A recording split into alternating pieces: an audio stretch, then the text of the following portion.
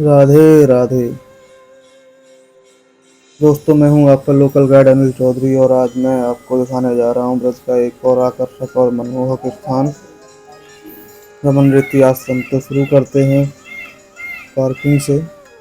यहां आपके वाहनों के लिए गेट वन पार्किंग सुविधा उपलब्ध है और यहां पार्किंग में आप अपने वाहनों को खड़ा करने के बाद मंदिर में आराम से प्रवेश कर सकते हैं। तो चलिए दोस्तों, आगे चलते हैं और पहुंचते हैं मंदिर के गेट की तरफ। यहाँ से जैसे ही हम प्रवेश करेंगे, ये मंदिर का मुख्य दरवाज़ा है और यहाँ से हम मंदिर में अंदर प्रवेश करते हैं। जैसा कि आप वीडियो में देख पा रहे हैं, सामने एक खूबसूरत लकड़ियों का दरवाज़ा बनाया गया है और इसके साथ ही एक कॉरिडोर बनाया गया है जो आश्रम को मुख्य द्वार को मंदिर से जोड़ देता है।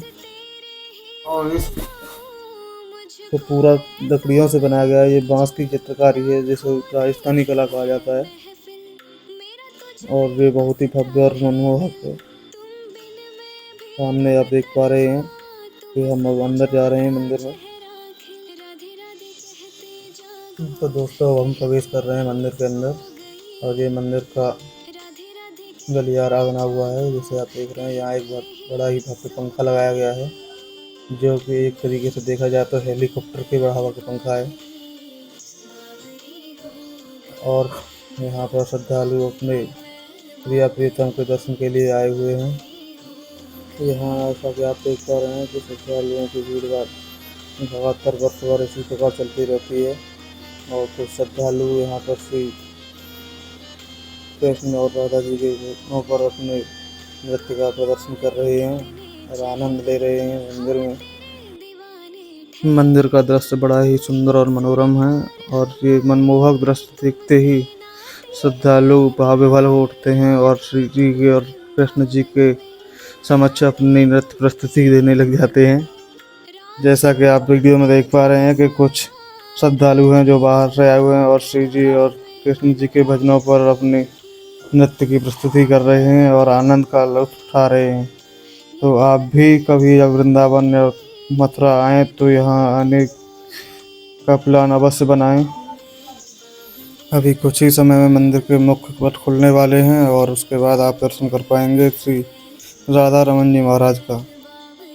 और आप दर्शन कर पा रहे हैं राधा रमन जी महाराज के, जो कि अपने आप में एक विशेष सुंदरता लिए हुए हैं और अपने भक्तों के सभी प्रकार के कष्ट दूर करने वाले हैं।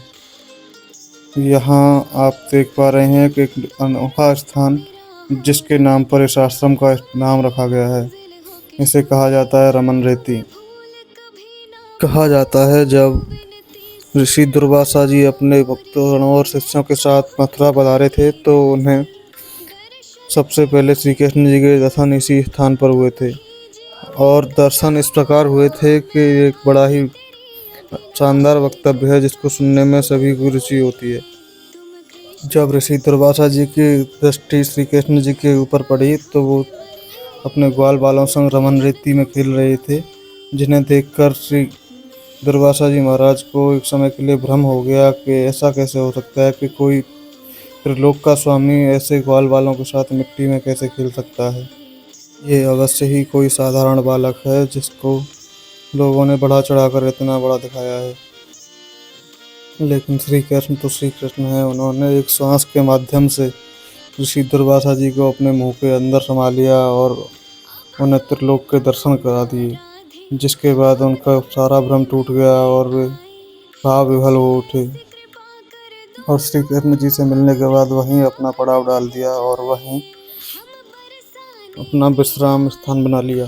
कुछ समय तक यहीं रहने के बाद फिर उन्होंने अपनी यात्रा आगे के लिए प्रारंभ की। इसी मान्यता को मानते हुए आज भी श्रद्धालु यहाँ आते हैं और रमन रेती में अठखेलियाँ करते हैं और अपने तन पर रज को लगाते हैं।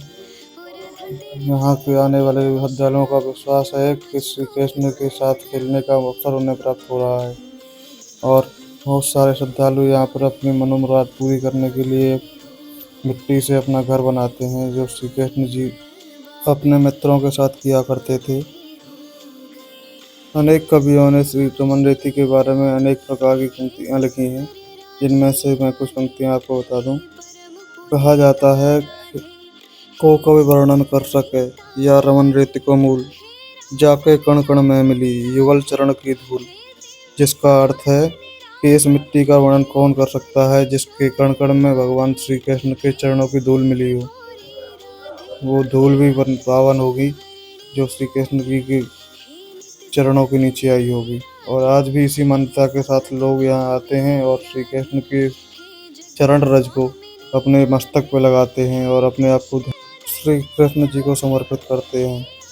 इसके बाद आपको मैं दिखा दूँ, सामने यहाँ पर कुछ कुटियाएँ बनी हुई हैं जो संत निवास हैं, और ये यहाँ का मुख्य आकर्षण है जो कि देखने में बहुत ही प्रिय लगता है। और यहाँ पर श्रद्धालुओं के लिए भोजन व्यवस्था की जाती है। ये भंडारा है जो 12 मास लगातार चलता रहता है और इसी प्रकार चलता रहता है। यहाँ श्रद्धालु आते हैं और अपना भरपेट भोजन करते हैं, जिसके लिए किसी को कोई भी एक पैसे का भी चार्ज नहीं देना होता है और ये बिल्कुल निःशुल्क है। आप देख रहे हैं कि लाइनें लगी हुई हैं, श्रद्धालु अपने अपने प्लेट लिए हुए हैं और भोजन के लिए कतार में हैं।